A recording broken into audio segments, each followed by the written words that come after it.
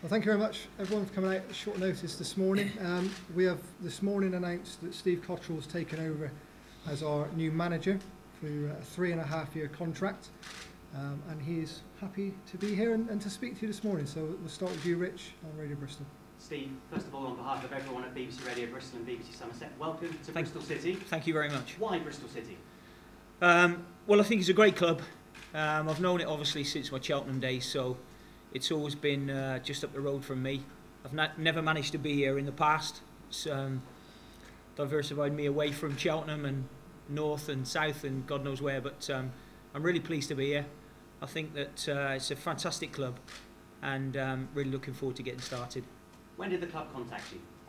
Thursday night, and asked if I would be interested, to which I said yes.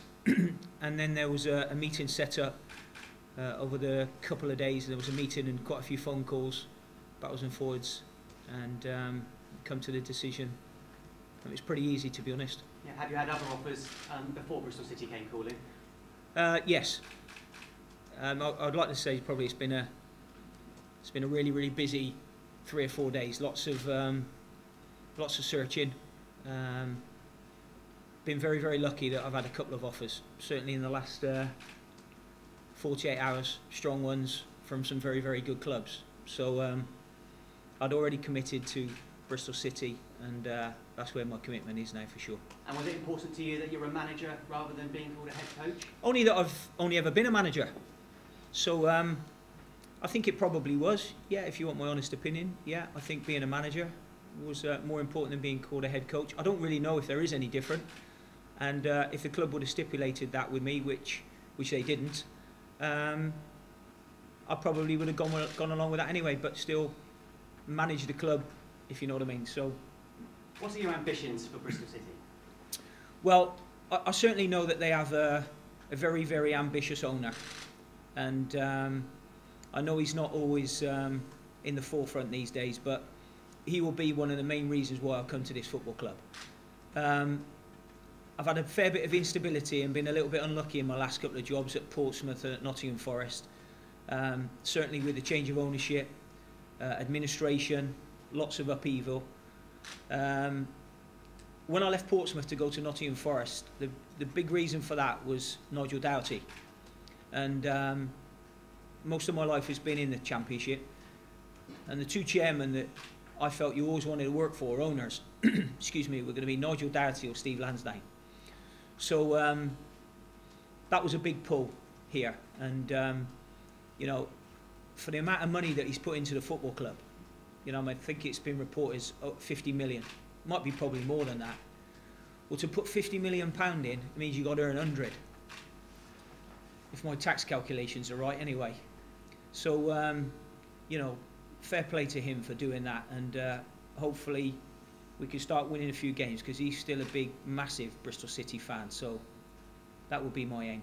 And short term, do we have to be realistic? Your job this season is just to keep Bristol City in League One. It's quite good that you've given me that short-term line, because it was one I've had in my back pocket anyway. Because I think they've got a fantastic long-term plan here. With, you know, they've called it the 5 pillars. It doesn't matter what they call it to me. It's just the 5 ideas that go along the line. You know, with the youth and the new stadium and academy and all of that business. But you know, for me, the long-term plan here is fantastic. But we'll never get that long-term if we don't have a short-term one.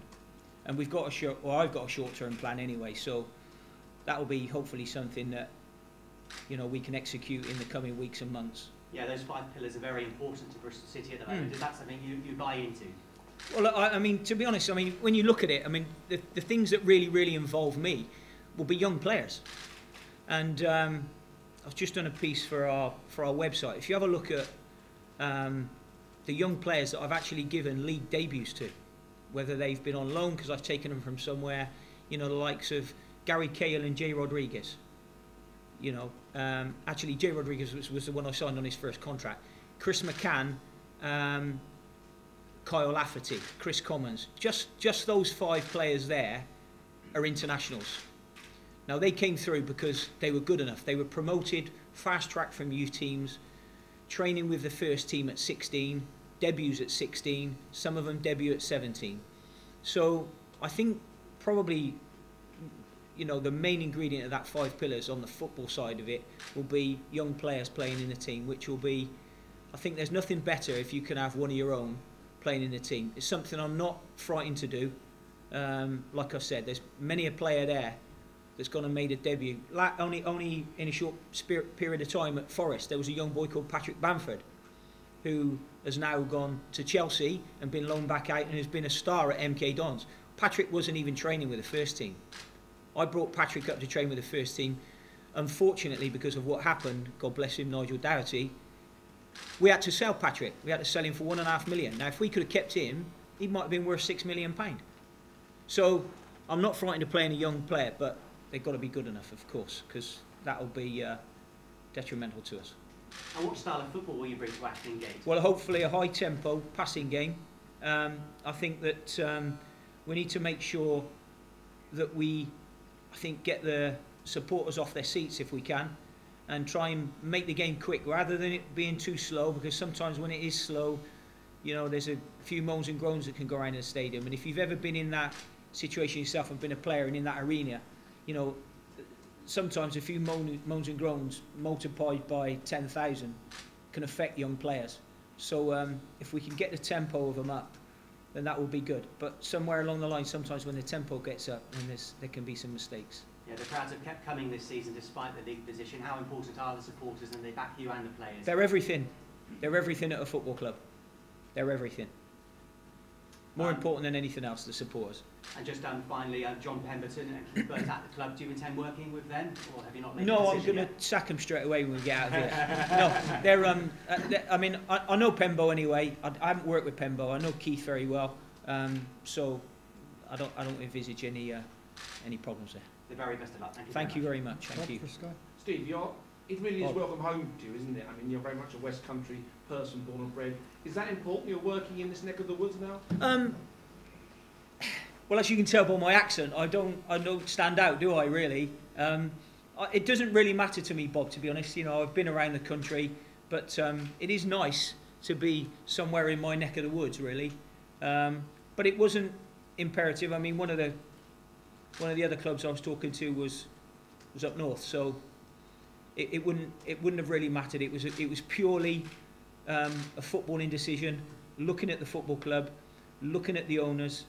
That was vital to me. That was absolutely vital, especially with, like I said, you know, the bit of misfortune I've had with owners in my last couple of jobs. The league table doesn't lie. I know it's an old cliche, but having a look at the squad, is the squad good enough to get Bristol City out of this position they're in at the moment? Well, I need to look at that, Bob, really, because you can only look at it on paper. So, and you know, we've never won a game on paper yet, have we? So I think that I need to have a look at them close up. That will be the best thing for me. So over the next, what have we got now? Probably about 4 or 5 weeks before the window reopens, it will give me a good chance to assess the playing squad. And finally from me, another cliche in this situation, sleeping giant. A city like Bristol deserves and needs a successful football club, doesn't it? Needs a Premier League club. Needs a Premier League club. Fantastic city. It is a fantastic city.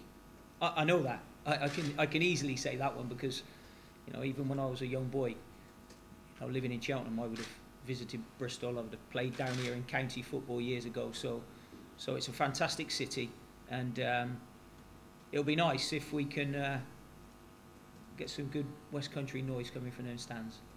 Thank you. Pleasure. How close have you come to managing Bristol City in the past?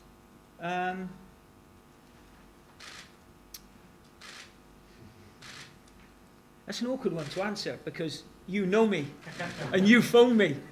So I don't think we've ever got to the stage that we got this Thursday or Friday. Last Thursday or Friday, should I say, Chris, really. I don't think we've ever got that far. But I think that, and I thank them for this, that they made it obvious right from the outset that I was who they wanted, and that was very, very flattering. And you know, before, whenever there'd been conversations, I'd been employed.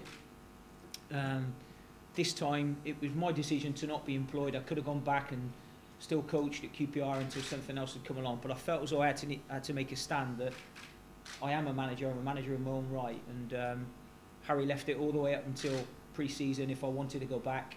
And you know, like I said, I've only spoke to him in the last couple of nights as well. But he's delighted for me as well. You say Bristol should have a Premiership club. Yep. You've always wanted to be a Premiership manager. How much is that still burning you to manage? Massive. Massive. You all know. Nothing changes.